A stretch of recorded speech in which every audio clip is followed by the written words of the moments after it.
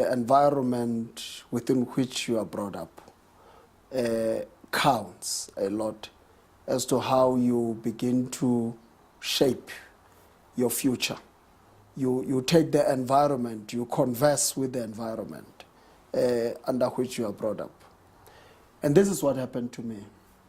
I was brought up by a strong Christian grandmother, maternal, who used to instill in me a sense of purpose in life, obviously driven by your biblical values and teachings.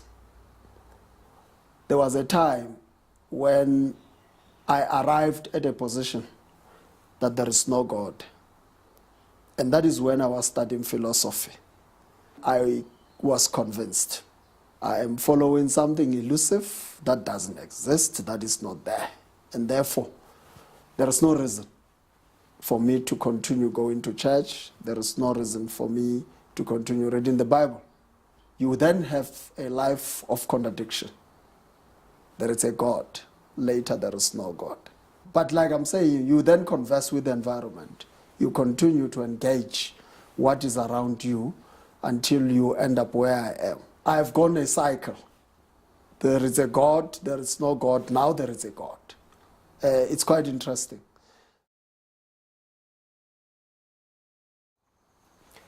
Well, balancing this, it's one, those that are around you, your friends, your family, your colleagues, you must make them understand that you have got a purpose as an individual before you become a collective.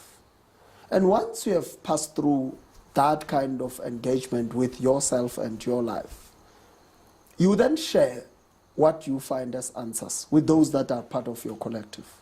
That friends, my wife, my husband, my children, this is the life I have chosen because my purpose in life is to achieve the following.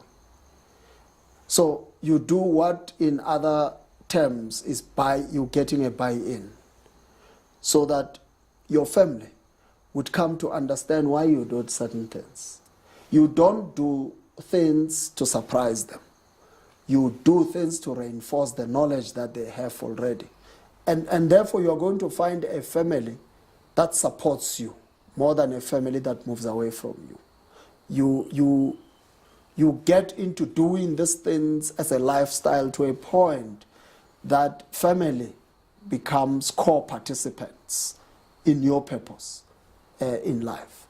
And that's how societies, communities should be made. That's how families should be made.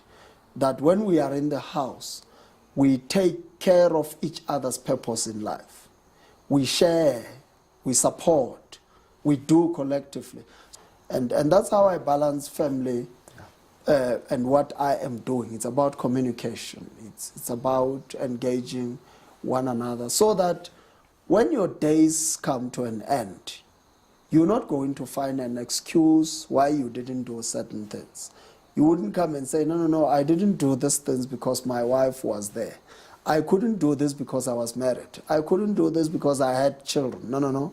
You must actually be able to say, I did these things because I was a married person. I achieved because I had children around me.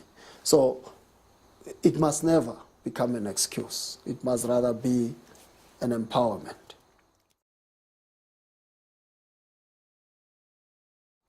Well, young people must learn a few things from the elderly. That when they commit wrong, it's not the end of their lives.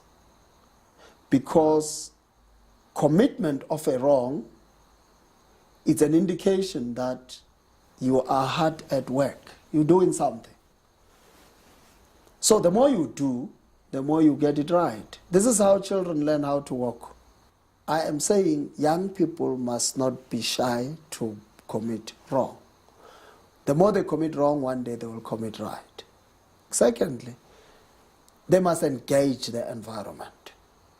They must not hero ship people without understanding those people's purpose. They must engage the purpose first. They shouldn't think entrepreneur is about money and making a lot of profits and so on. They should see entrepreneurship as that calling of service to your people, to your nation, to society in general. But over and above that, unlocking your own potentials. Society is not only made of scientists alone. It's not only made of commercial people alone.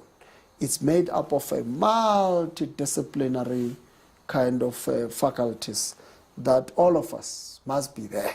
In as much as you need a priest, you need a teacher, you need a businessman, you need a bus driver, you need a carpenter, you need everybody to make up our lives. And that's what we're calling young people to do. Young people must not be distracted from their purpose by thinking there is shortcut in life. Life doesn't have shortcut. Life has got, it's a designed route that you need to walk up to its end.